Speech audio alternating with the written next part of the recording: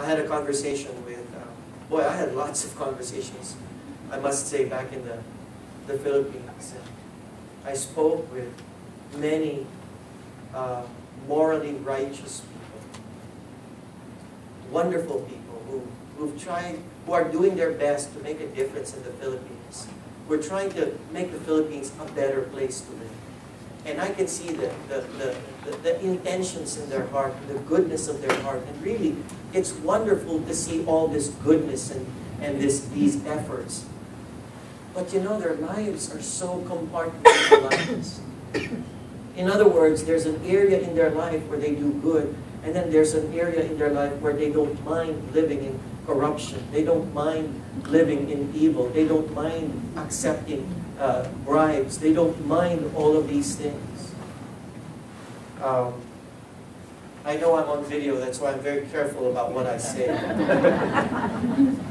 But I've encountered people who can spout good things on the one side and then be able to do evil things on the other. And somehow it all relates. Somehow it all relates, and it bothers me greatly. And it's so hard. How do you share the gospel to someone like that? You know, I would like to say that the Philippines has caught up with the United States in the sense that the Philippines is now in a post-Christian era. There's still a lot of Christians there, but we are now, the philosophy, the thinking of the Filipino is now in a post-Christian era. What do I mean by that? There's no such thing as sin. See, in a post-Christian era, there's no such thing as sin. Sin is relative. I'll tell you more about this later on. But because sin is relative, you know, it's just, you're just saying, you know, I do good, you know, and I'll do the best that I can, and that's the best that I can do. And as long as I can do good to some people, not all people, but some people, that's fine with me. I'm okay with that. I'll live with that. But I understand that I need to live in this world, and this world runs this way, and therefore I'm going to live according to this world. This is just the way it is, and you've just got to accept that. Are you with me?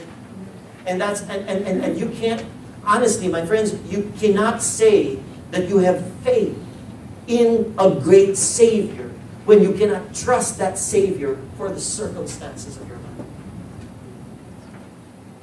You cannot believe that you cannot be convinced and stand up and say, I have a great Savior, and yet compromise in your life.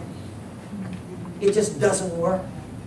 You have to put your faith completely in who is a great Savior, who saves completely.